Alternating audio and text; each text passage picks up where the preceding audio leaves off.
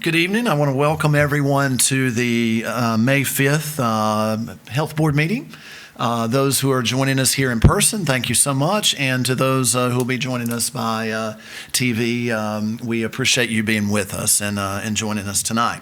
So good to be back in person. So good to see each of our Health Board members here and our Health Department folks here as well. Feels really good. I know we're not totally through with the pandemic, but it feels good to be able to gather back in person again. So thank you to everyone in the Health Department for how you've done and the things you've done and how you've steered the county through the last year and a half, 2 years. Gosh, this has gone on for a long, long time. And so, but we are happy. This is, again, our first, we've been meeting by Zoom for quite some time, so it's very good to be back here tonight.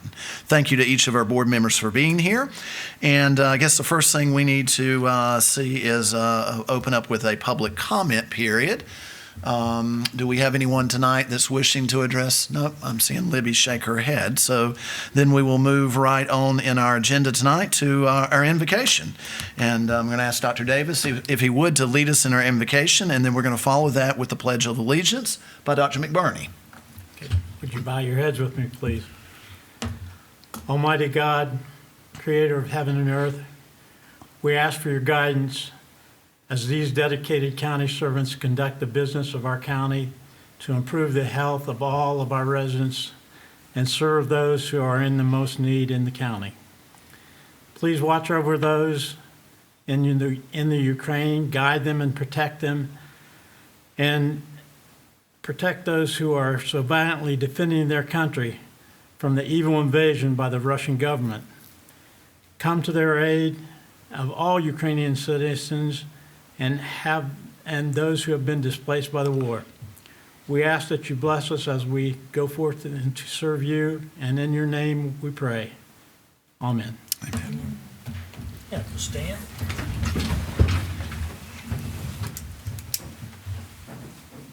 Salute, pledge. I pledge allegiance to the flag of the United States of America and to the republic for which it stands, one nation under God, indivisible, with liberty and justice for all. Okay, thank you, Dr. Davis and Dr. McBurney, for that. The next item on our agenda tonight is announcements, and we'll recognize our Health Director, Ms. Anna Martin. All right, so I do have a few announcements. I did want to mention in April, it was Public Health Month. We did have a proclamation that was signed by our Board of Commission at the April Board of Commissioners meeting.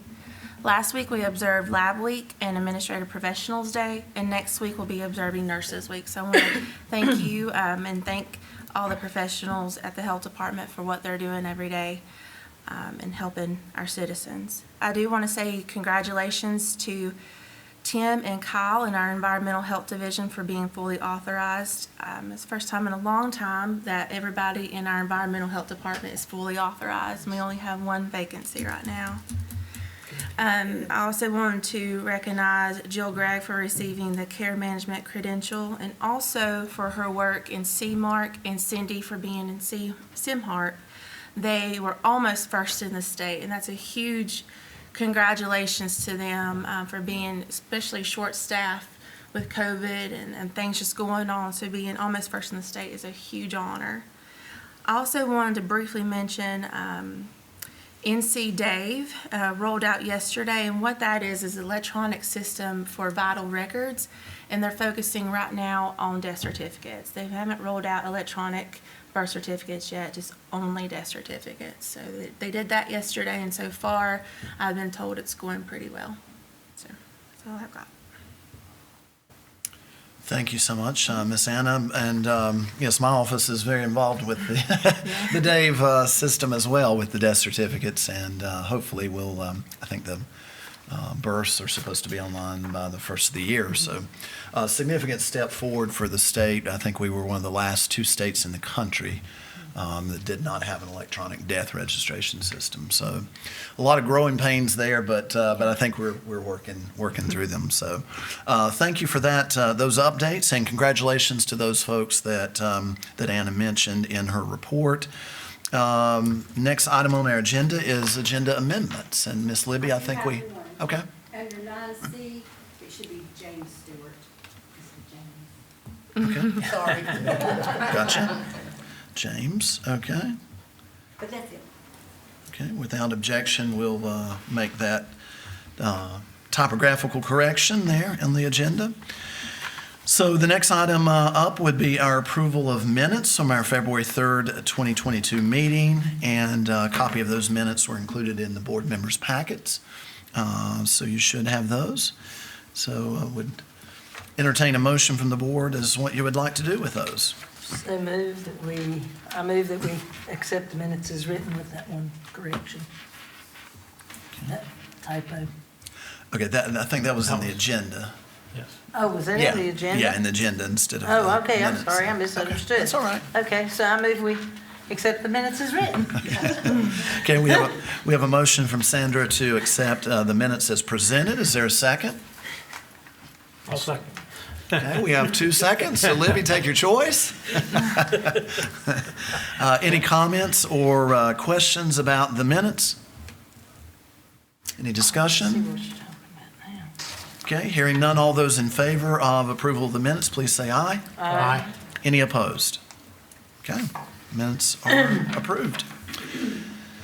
Okay, the next item on our agenda is our financial report. Ms. Jenny Walker. Good evening. Good evening. Hope everyone's doing well. Our first is our current budget summary. And so we've expended 56% of our expenditures and received 62% of our revenue. So it looks like we're right on target.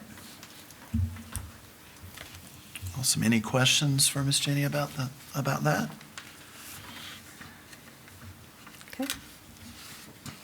And then I have a budget transfer request, and that, you should have that in your packet. It's in the amount of $17,725.78. We're asking to move that from medical supplies to capital, and that's in order to purchase a fit testing machine. And we are using COVID funds for that. Funds are already available. Currently, some people can't do the typical fit testing, so there's a machine that usually the state has to bring, and sometimes that takes a while, so that would allow us to be able to purchase our own machine to fit test those who need that. Okay. For this request, is there a motion to approve this budget amendment? Oh, so moved. Okay. Okay, motion and second to approve the budget revision. Are there any questions or comments about board members?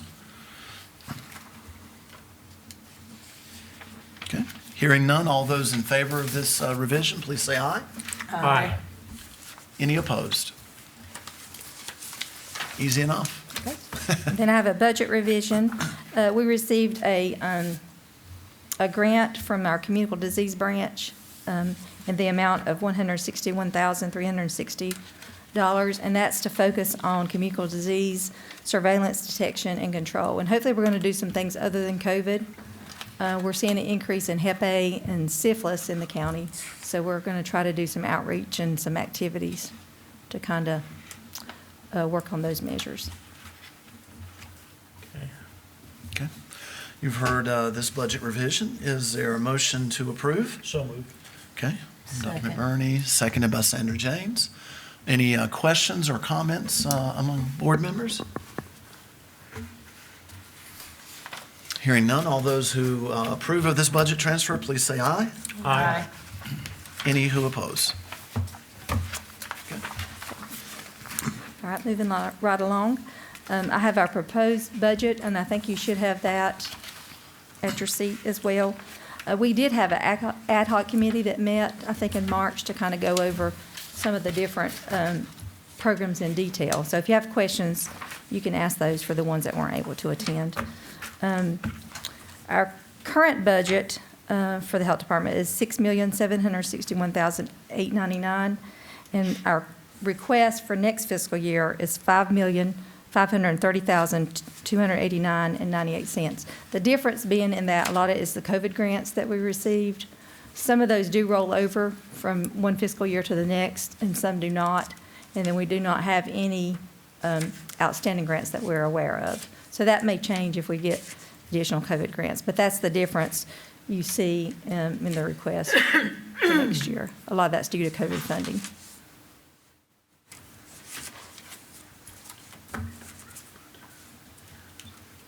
And if you'd like me to go from each department more in detail, I will, or Let's see. if you're okay. Are there questions from board members about the budget, the proposed budget?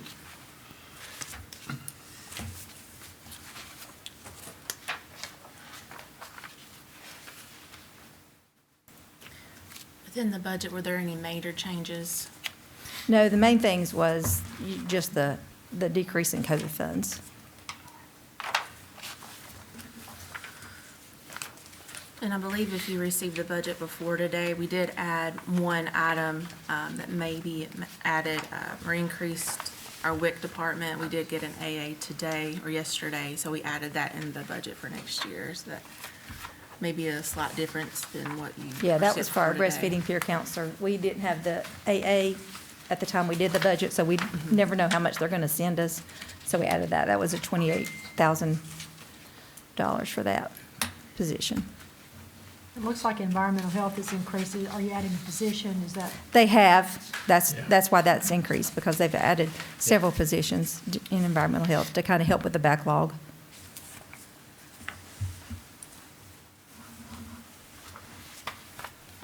And as Anna mentioned, they're all fully authorized now, so they're doing a fantastic job.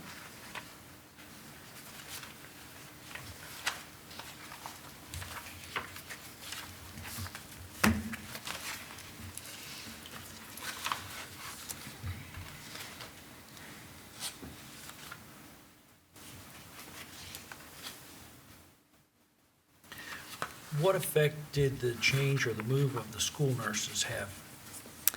It didn't really have a whole lot because they didn't really bring in revenue. I do know that we receive SNFI funds, which is the School Nurse Funding Initiative. It's $100,000 that covers two positions. So what the Ed Center does is just invoice that to cover those two positions. And then I think the county does help supplement some of their salaries. But as far as revenue, it didn't, because they didn't bring any kind of revenue in.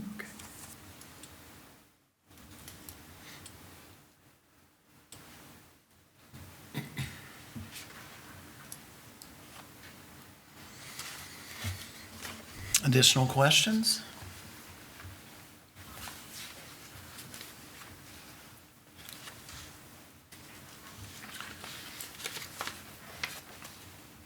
We will need a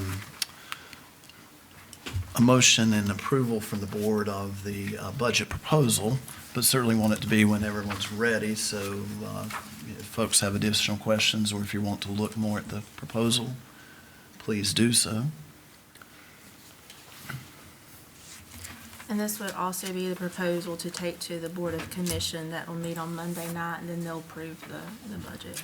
But changes can be made before then if needed.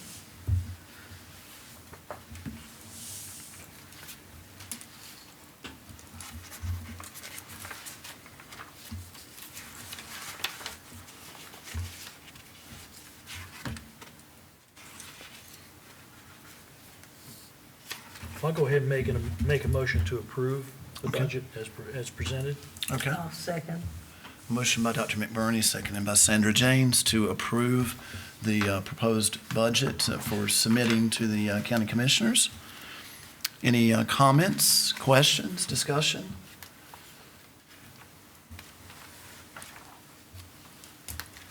Good. I did want to thank Jeannie and her staff for the work with the budget, and then management team for all their effort put into the budget, and then the ad hoc for looking over it.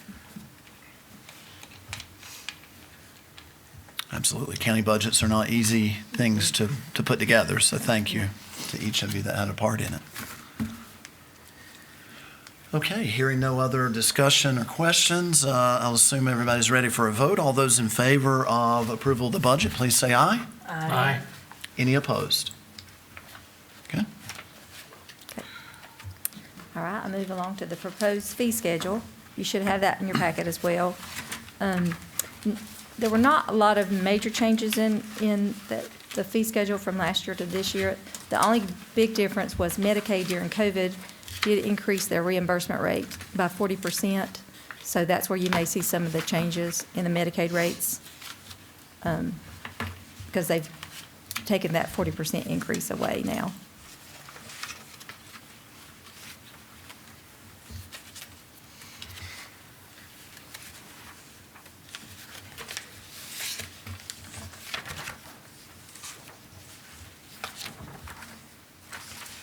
Okay. Are there questions of the board about the proposed fee schedule?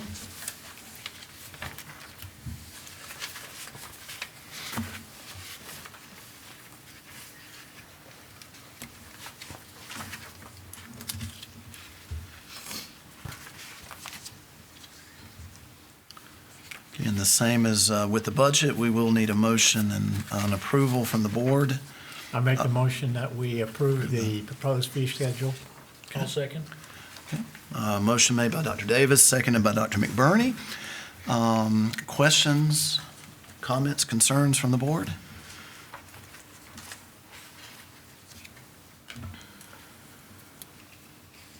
Okay.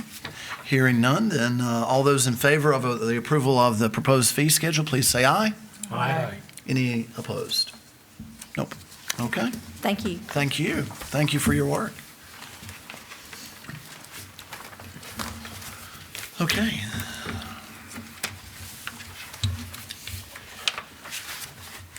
Next item on our agenda is our public health updates. Looks like the first one is the State of the County report. Ms. Taylor Hoover.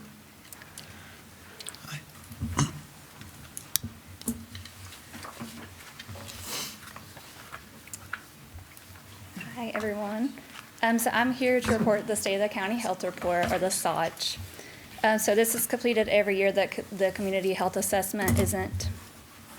So the purpose, really just to show the work that we've done towards our different target issues.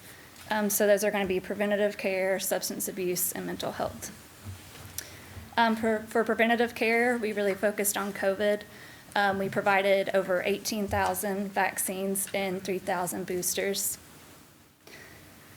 We also focused on child mental health. So the LICC compiled a list of mental health resources. Let's see. We also focused on substance abuse. So Drug Free Caldwell, it's a community coalition addressing substance abuse in Caldwell County. So we really worked on building up our coalition, just trying to get our word out there.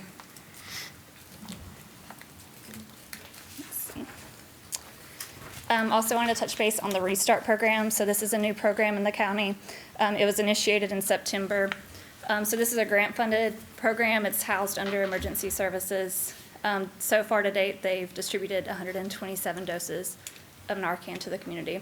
So we hope to see a lot more with this program. They're doing a lot of great work, and we hope to have that program continue.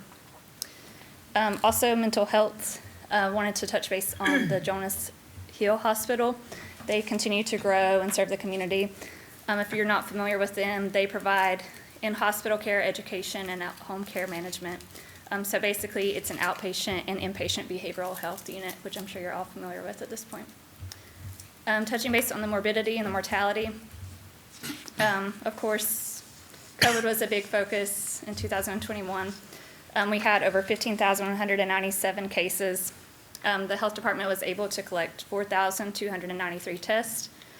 Unfortunately, there were over 100 deaths in Caldwell County in the year of 2021. When looking at the greatest causes of death in Caldwell County, the first was heart disease, the second was cancer, with the third being lower respiratory diseases. These were the exact same as they were in 2020, so we really haven't seen any difference with those. Some emerging issues I know Jeannie touched base on, and Chad will follow up more too. One is infant mortality. So the reason that we're focusing on this, we see higher rates in Caldwell County than we do in other counties in the state. Our rate is 7.2% compared to 5.7% for the nation, and that's out of 1,000 live births. Also, there's a concern since we're no longer going to have a maternal unit in the hospital, so we're really trying to partner up with some of those agencies that give that prenatal care, making sure those moms get served. Let's see, syphilis is another arising issue. In 2021, we had 19 cases. In 2022, there's already 20 cases so far. So we are going to be working with the community agencies to establish some educational clinics. Of course, those populations are usually homeless and substance abusing populations. Another arising issue is hepatitis A. So in 2021, we were identified as an outbreak with 40 positive cases. And just to give you a little bit of comparison, in 2019, there were 0 cases. There were 2 cases in 2020. And then, of course, the 40 cases in 2021.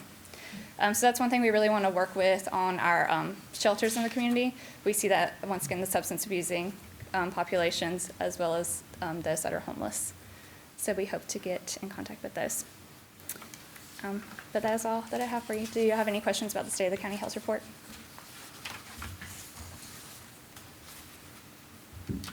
So I did want to mention our community health assessment. We are completing one for 2022, and it will be available in 2023. The last one we had was 2017, but due to COVID, everything was pushed aside. So our focus was on COVID at the time, but now we are going to do a CHAW this year, and it'll be due to the state next year. All right. Awesome. Thank you. Thank you so much. Up next, then, our communicable disease update, Mr. Chad Barr.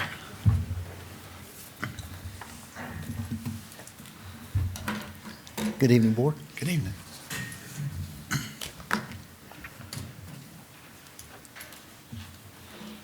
So I've been asked to provide a very brief communicable disease update on some of the most recent and frequently discussed diseases, and those include COVID, influenza, syphilis, and hepatitis A. So I'll begin with COVID. You'll recall in early 2020, until about mid-2021, the emphasis for COVID was, test as many people as possible, perform contact tracing to identify those people who were exposed, and then notify those people that they were exposed and get them tested. So it wasn't until 2021, that the emphasis of controlling the spread of COVID shifted to a more proactive approach, and that was with the administration of the COVID vaccines. Today, the Caldwell County Health Department continues to provide the COVID vaccines, testing for individuals, and our emphasis remains on vaccinating as many citizens as possible. Just like Taylor said, I'm going to be repeating some of the things that Taylor said in the State of the County report, but Jeannie Walker was able to pull the numbers for me earlier today, and Caldwell County has, Caldwell County Health Department, let me say that, has administered 18,432 vaccines and 3,136 boosters, and I think that's, very commendable.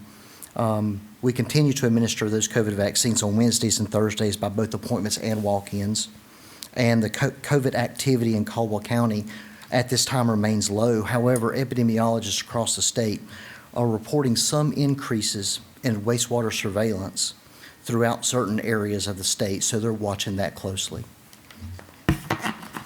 Like COVID, influenza cases remain low in Caldwell County and throughout the region of North Carolina.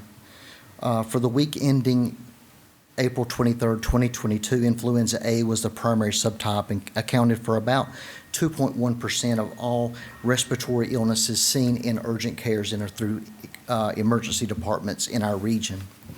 Now, on March the 29th, 2022, the first cases of the highly pathogenic avian influenza were identified in a commercial poultry flock in North Carolina in Johnston County, and with 3 additional flocks in Johnston and Wayne counties on April the 2nd. That's both in commercial poultry and turkeys. No human infections have been detected in the United States as of the last update from the North Carolina Department of Health and Human Services, and the CDC and the North Carolina Department of Health and Human Services has provided some limited clinician guidance for monitoring of exposed persons and those who present with some signs and symptoms of that avian influenza. The North Carolina Department of Agriculture, U.S. Department of Agriculture, CDC, the North Carolina State Veterinarian's Office, and the North Carolina Department of Health and Human Services are all currently involved in gathering data and determining the potential severity of this disease. So I'm sure we'll hear more about that in the upcoming weeks. Taylor talked to you a little bit about syphilis. I want to go over that with you. Syphilis case numbers, on the other hand, have increased in Caldwell County, in North Carolina, and in our nation. Now, since January 1st, we've identified, like she said, 12 individuals with newly diagnosed syphilis infections, with one newly diagnosed HIV infection, unfortunately. Case management numbers remain steady at 14.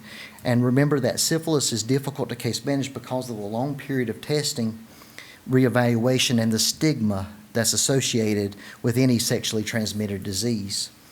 Once an individual is identified and treated, they are required by public health law to return for evaluation and retesting at 6 months and 12 months.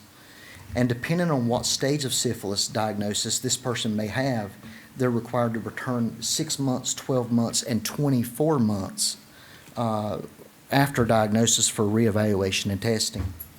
So HIV testing and PrEP referrals are also provided to high-risk individuals who are identified with syphilis. I'll move on to,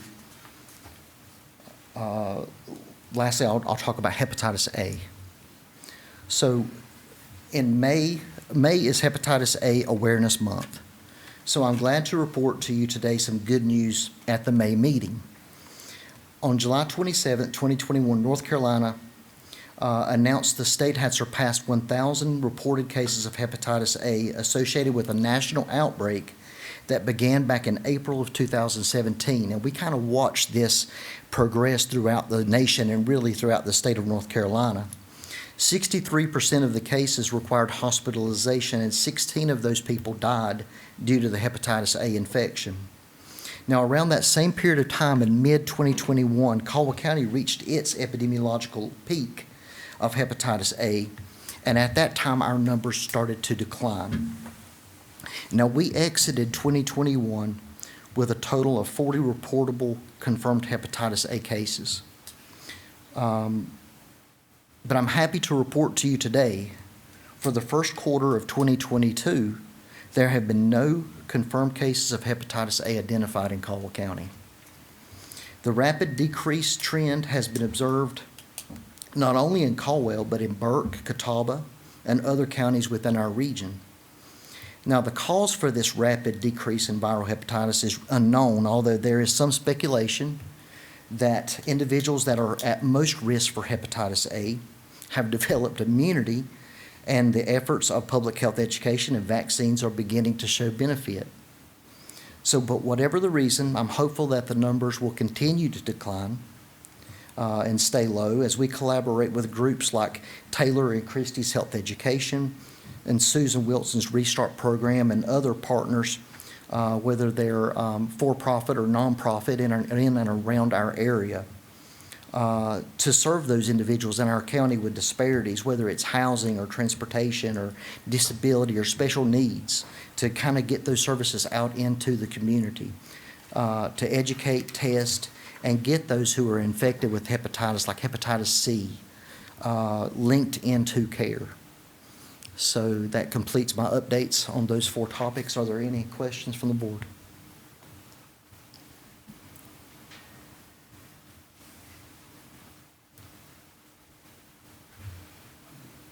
It's a quiet group, Jen. Yeah. Thank you. All right, Thank you so much. Okay, thank you for that report, Chad, and Taylor for hers. Up next is our environmental health update, Mr. James Stewart. Good evening, everybody. This is Adam Jones, and he's taking care of the on-site part, and I'm overseeing the food and lodging section. So I'm going to let him tell you about the development and on-site so far.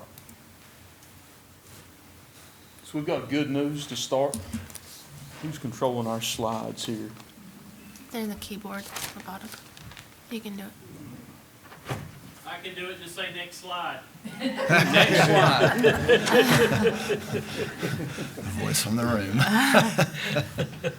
All right, so we just got this broken down as far as how many staff members we had that were authorized. The term authorized means they're gotten a delegation of authority from the state of North Carolina to act as an agent of DHS. In other words, Jamie or I do not have to be there with them. They can conduct an inspection or issue a permit without one of us being present.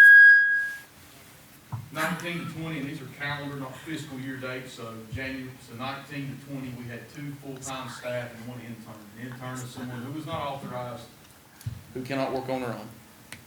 20 to 21, there were 2 1/4 full-time employees with 2 interns. The way that I calculated those 2 1/4, for example, is the number of months per year that we had an employee present. So again, 2021, 2 1/4 full-time employees, 2 interns. 21 to 22, 2.4 full-time employees. We've got a contract worker that works usually every other weekend. Next slide, please. So blues 20, the dark blues 2020, the navy, whatever, I'm not a color person. The light blue is 21, the green is 22. On the left is our permit applications. So again, this is calendar year, so they topped out not quite at 700. The exact notes on our number of applications, 538 in 2020, 560 in January and 21, and about 300 so far this year, not quite 300 this year. If you look to the right, you'll see the number of permits issued. We've actually issued more permits in this year so far than have been applied for. The reason for that is we're working on a backlog. For example, we're now working on applications made during the month of March. So March, we finished October, November. April, we just finished doing February, working on March permits. So that's the reason for that. I estimate we'll hit between 800 and 900 permits issued this year if we continue at the current pace that our staff are producing permits and working. Next slide. And that's me.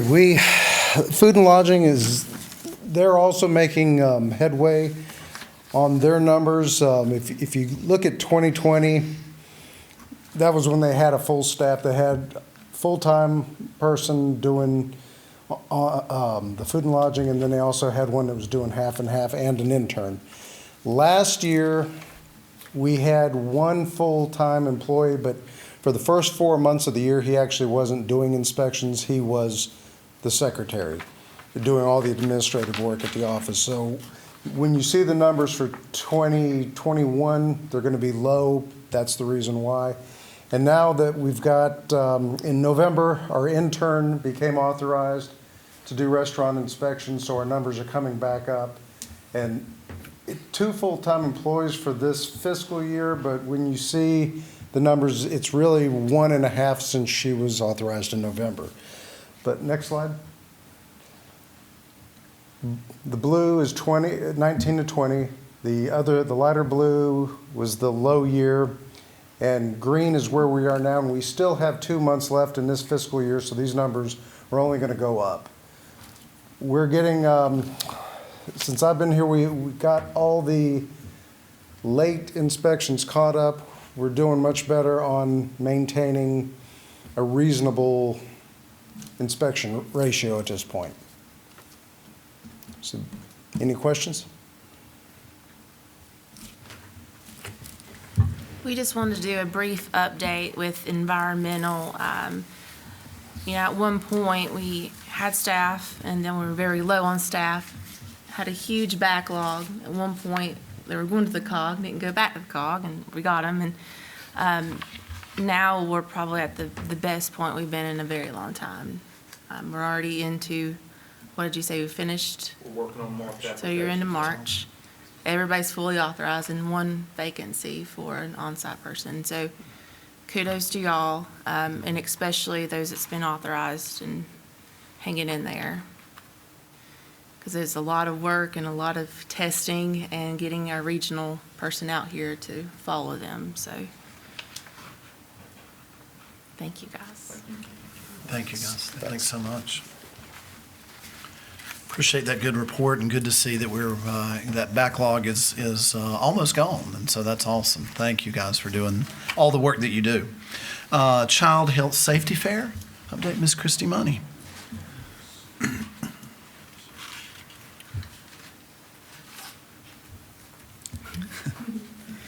It's kind of different to be standing here talking about something other than teeth. But I'm liking it, you know. So in April, we had our annual Child Safety Fair. Of course, this has been different because of COVID.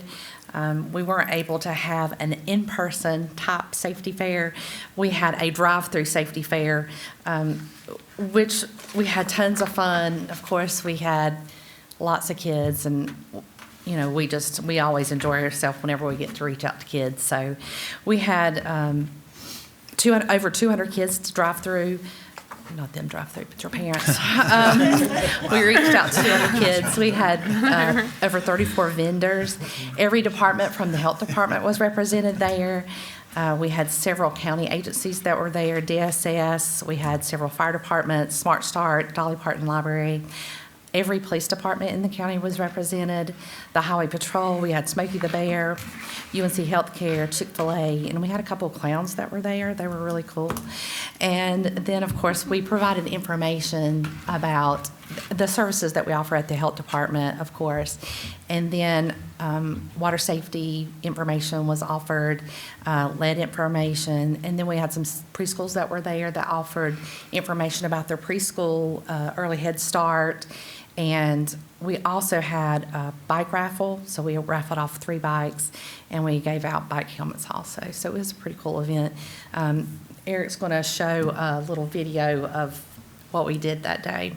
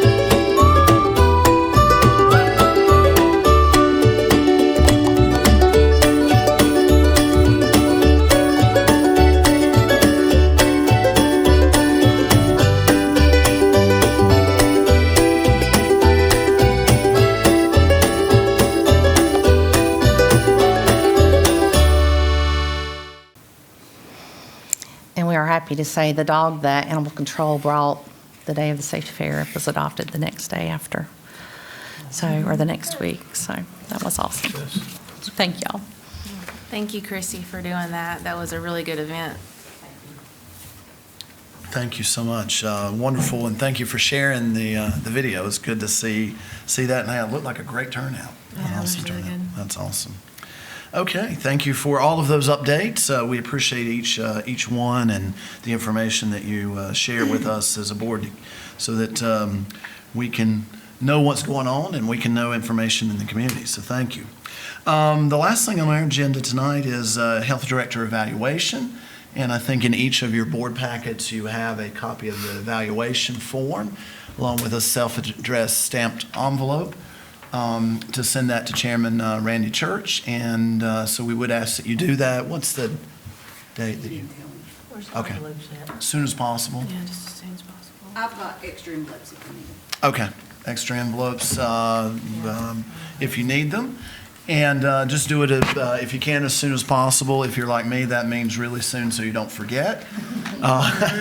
And let's get those to Randy, and then he'll set up a time and meet with our health director to go over those evaluations. So any questions about that process? That is something we have to do each year as part of the that we have to have for the accreditation, right? Yeah. That date of hire, have you been here since 2013? Time flies. Yeah, you're fine. Yeah. I've been here. That's awesome. Other questions? No? Okay. Thank you so much for your participation in that, board members, and we'll look forward to getting those back so we can get that process completed. Anything else tonight from anybody on the board? Anna, anything else? No, I think we're good. We'll recognize a motion to adjourn then, whenever the board is ready. Okay. Motion by Dr. Wisnut, seconded by Sandra, was that right? All those in favor? Aye. Anybody opposed to going home? No, okay. Don't think so. Again, thank you so much to each board member. Thank you to Health Department staff. Thank you to everybody here tonight, and we hope you've enjoyed the meeting, and thanks for all the information. Have a good night.